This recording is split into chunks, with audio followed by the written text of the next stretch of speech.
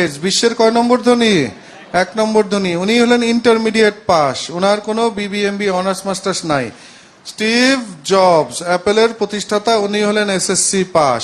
ডেলের প্রতিষ্ঠাতা Michael del, উনিও হলেন এইচএসসি পাস। আকিজ গ্রুপের প্রতিষ্ঠাতা মরহুম আকিজ সাহেব, উনি হলেন জিরো পাস, জিরো থেকে হিরো। পার্টেস কোম্পানির প্রতিষ্ঠাতা হাসিম সাহেব, এটা একটা বিশাল কোম্পানি, উনি আবার নর্থ সাউথ ইউনিভার্সিটি ট্রাস্টি বোর্ডের চেয়ারম্যান ছিলেন, উনি হলেন ক্লাস 4 পাস। ইনারা ব্যতিক্রম না, ইনারাই কমন। বিশ্বব্যাপী গবেষণায় দেখা গেছে সারা পৃথিবীর কোটিপতিদের মধ্যে 90%ই কোনো বিবিএমবি অনার্স মাস্টার্স নাই, সাধারণ রেজাল্ট। তাহলে কি আমরা একটা সিদ্ধান্তে আসতে পারি, যদি কোটিপতি হতে চাও লেখাপড়া ছেড়ে দাও, এত কষ্ট করে এত কিছু। ভিসি, ভিসি মানে কি? ভাইস চ্যান্সেলর, তার ডিনকে বলতেছেন। ডিন কাকে বলে? বিভাগীয় প্রধান। যে you should have very good relation with your A+ students. মানে একটা ভার্সিটি ভিসি স্যার ডিন স্যারকে পরামর্শ দিচ্ছেন যে আপনার ডিপার্টমেন্টে যারা A+ এদের সাথে সম্পর্ক রাখবেন। কেন?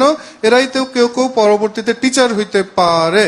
তারপরে বললেন আর যারা D- সবচেয়ে খারাপ রেজাল্ট, এদের সাথে একটু সম্পর্ক রাখবেন, কারণ 20 বছর পরে আপনার ডিপার্টমেন্টে সবচেয়ে খারাপ রেজাল্টের ছাত্র আপনার ফ্যাকাল্টির উন্নতির জন্য, ল্যাব লাইব্রেরি বিল্ডিং বানানোর জন্য আপনাকে 20-50 লক্ষ টাকা কি করবে?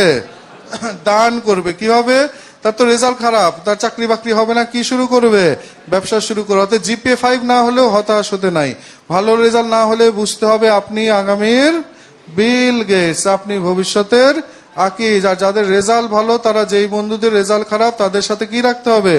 খাতির রাখতে হবে, যাতে 20 বছর পর ওই বন্ধুর কোম্পানিতে কি পাওয়া যায়? চাকরি পাওয়া যায়। তো এইটাই এখন মেইন ব্যাপার, যেটা সব